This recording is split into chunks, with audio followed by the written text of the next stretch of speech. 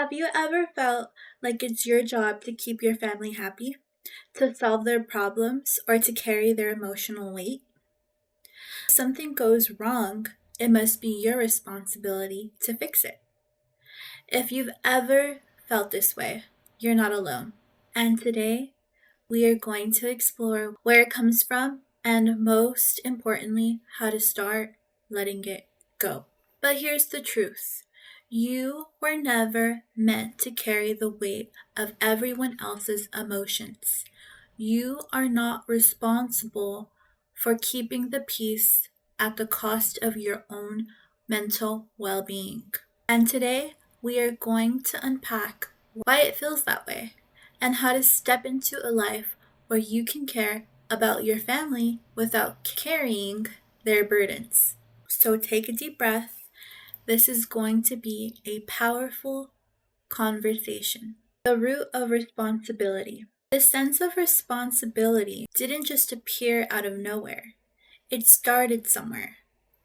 And for many of us, that somewhere is childhood. If you're an eldest daughter, there is a high chance you were placed in a caretaker role early on. Maybe your parents relied on you to help with your younger siblings, or maybe they leaned on you emotionally when they were struggling. Maybe you were expected to manage your own emotions quietly, without expressing frustration or sadness, because there just wasn't any space for it. Or maybe you became the peacemaker, smoothing over conflicts, making sure no one was upset, making sure everything stayed calm. And over time, that role became who you are today. But let's stop for a second and ask, did you choose that role or was it given to you? The invisible contract. You might not realize it, but you likely signed an invisible contract with your family. Not on paper, not in words, but in actions. A contract that says, if they are upset, I must calm them. If they have a problem, I must solve it. If they are unhappy, it's my fault. But here's the truth. You never actually agreed to this contract. It was placed on you, and now you get to rewrite it. Here's your pen. Because no matter how much you love your family, you are not responsible for their emotional state. You are not responsible for making sure they never experience discomfort. It might not feel like you are, but that's just the conditioning. It might feel like you are, but that's just the conditioning. And conditioning can be unlearned. Understanding emotional boundaries. Let's talk about boundaries. A boundary is the invisible line between your emotions and the emotions of others. But if you grew up feeling responsible for others, that line probably got blurred for you. You might feel guilty when others are upset, even if their emotions have nothing to do with you. You might drop everything to fix their problems, even when it drains you. So let's get clear. You are not responsible for the emotions of your family. You are not responsible for fixing their struggles. You can care about them without caring for them. And this is the shift.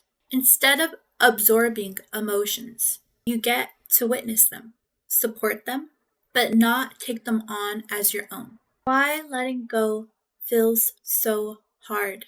Even when we understand this logically, letting go of that responsibility still feels hard.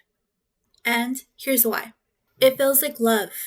When you've spent years taking care of everyone else, it starts to feel like this is what love is. That if you stop, you are abandoning them.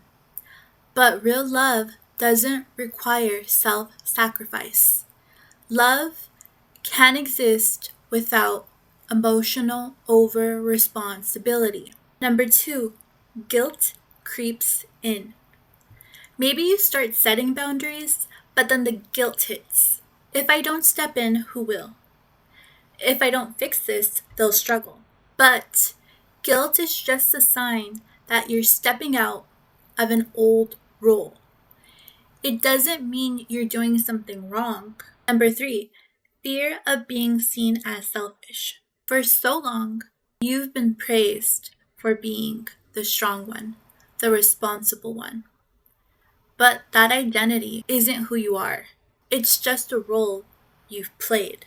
So, what if you let yourself be more than just responsible? What if you allow yourself to just exist? Start letting go.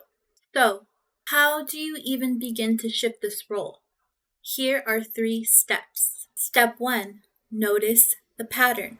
The next time you feel that pull to fix or soothe someone, pause and ask yourself, is this actually my responsibility? Am I taking on something that belongs to them? Awareness is the first step to change. Step 2, create a new response. Instead of automatically stepping in to fix things, try saying, I'm here for you, but I trust you to figure this out. That sounds really tough. What do you think would happen? What do you think would help? These statements show support without taking on the burden. Step 3, sit with the discomfort. It might feel uncomfortable at first. You might feel guilt or anxiety when you don't immediately fix things. That's normal. But that discomfort isn't a sign that you're doing something wrong. It's a sign that you're breaking an old pattern. So what happens when you let go of this responsibility? Number 1, you get to focus on yourself. Your energy is no longer drained by constantly managing the emotions of others. Number 2, you allow yourself to grow. When you stop stepping in, your family has a chance to figure things out for themselves. 3, you experience freedom. Imagine waking up and not feeling like you have to hold everything together. Imagine making choices based on what you want to do, not just what keeps others comfortable. That's the kind of freedom you deserve. Give yourself permission. It's okay to step back. It's okay to let people handle their emotions. It's okay to put yourself first. And the more you do, the lighter you'll feel. Because you were never meant to carry the weight of everyone else. So today, I want you to ask yourself, what would it feel like to release responsibility? What would it feel like to be free? Because that freedom is already yours. You just have to allow yourself to take it. And that starts right now. Thank you for being here. You are not alone in this, and you are more than enough, just as you are. If this video resonated, please give it a like, share it with another eldest daughter, and please subscribe for more content about navigating life as an eldest daughter. I'm an eldest daughter empowerment expert.